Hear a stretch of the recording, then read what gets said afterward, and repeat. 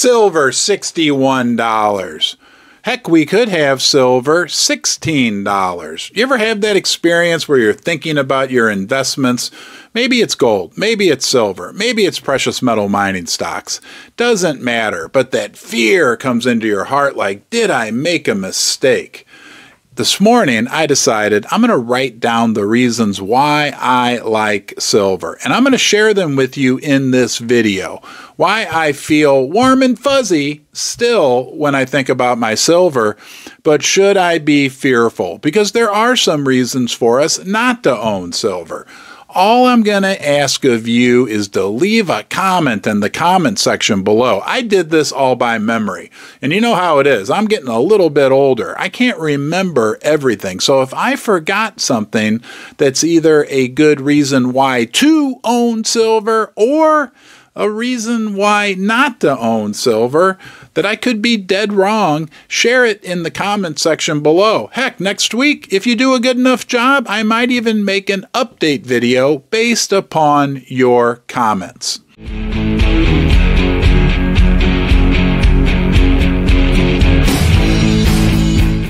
I know you're a big softy at heart, so we are going to talk about the real reasons, the tangible reasons to own silver. But first, let's talk about the softer side, if you will. Silver is just beautiful. Wouldn't you agree with that? Take a look at this round sent to me by my great friend and supporter of the channel and contributor to Ron's Basement, Coin Shop Chris. Just a beautiful round. On one side, it has this Indian's portrait. It's beautiful. I love silver, but I love it even more when it comes from somebody who means something to me.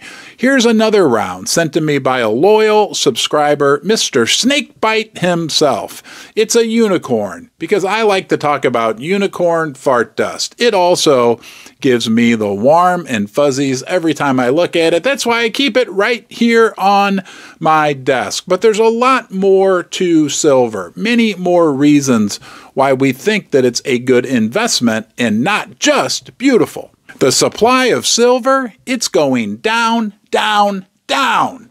The primary silver miners producing less silver every year. Heck, the country of Peru just last month announced silver production down by 7%.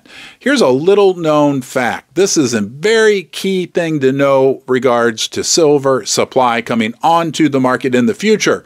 The majority of silver actually comes from non-primary silver mines. A lot of it's a byproduct of things like copper.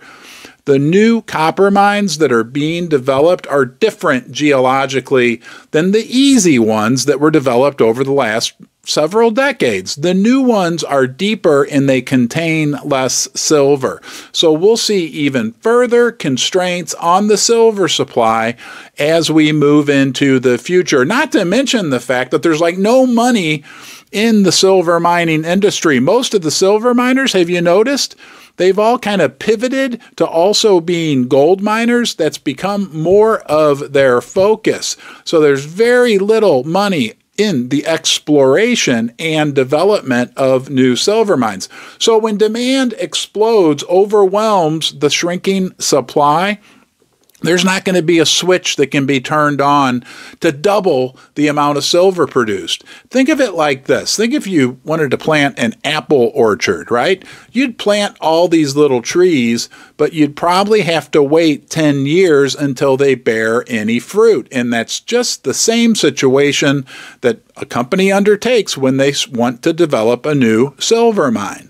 What am I missing? Don't forget, leave a comment in the comment section below. I want your input, and it's important to me that you're here, and I want you to come back. You are always welcome. That's why they call it YouTube. Please subscribe to the channel, give this video a thumbs up. And what are we hearing from some of the primary silver producing countries? Countries like Mexico, countries like Peru. The governments there are making it more and more difficult for silver miners to operate, not to mention to try to explore, develop, or build a new mine. 25% of the world's silver comes from Mexico. And the situation in Mexico for mining companies is about as bad as it's ever been. I know what you're saying, but that's okay, Ronnie, because there's plenty of silver at the LBMA, the London Bullion Market Association, or the COMEX here in the United States.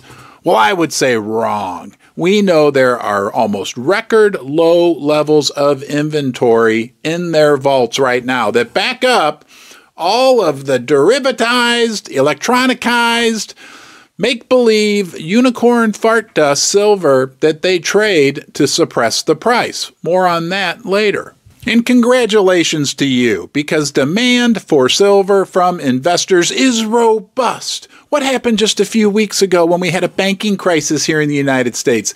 People flocked to silver. The coin shops were barren, none to be found. The big online retailers reported sales numbers that were records in the history of their company. But there's more. What other reasons are there? Demand for silver. Let's just look at some of the attributes of silver and then talk about the uses that are going to produce unbelievable, huge demand levels in the future. Silver's the most reflective metal on the face of the earth. It's also the most conductive of electricity on the face of the earth. It also has very impressive thermal conductivity properties. Take a 10-ounce silver bar, take it outside on a 90-degree day, put an ice cube on it, and watch how rapidly the ice cube melts, because the silver conducts the heat from the environment into the ice cube, and that ice cube will be gone in no time. And I want to set all this controversy aside regarding the time that I kissed a 10-ounce silver bar, because silver is also antimicrobial. That means it naturally kills germs. So if I decide to kiss this 10-ounce silver bar at the end of the video, I can do that without risk of catching any bizarre, weird disease, fungus, cold, whatever. There's also more patents that include silver than almost any other metal on the periodic table. So let's talk about then what demand will be created because of all those attributes of silver. Think about the solar panel industry. It uses tons and tons of silver every year. Think about electronics because of silver's ability to conduct electricity. Yes, there's silver in all your electronics, including that cell phone you may be looking at right now. Think about electric cars, even traditional combustion engine cars. They use a lot of silver, and as electric cars continue to grow, that demand source will become extraordinary. And of course, medical equipment, because like we talked about, silver kills germs. You can kiss your 10-ounce bar safely. Don't forget, we're going to see at the end if I do that for you today. And the granddaddy of them all, right? The founding father of silver. It's a store of value. It's done that for thousands of years. If you have a silver dollar from the late 1800s like I do, back then that silver dollar would have bought you a nice meal at a nice restaurant. Guess what? That same silver dollar today, if you value it on the silver content, will buy you that same nice meal at a nice restaurant.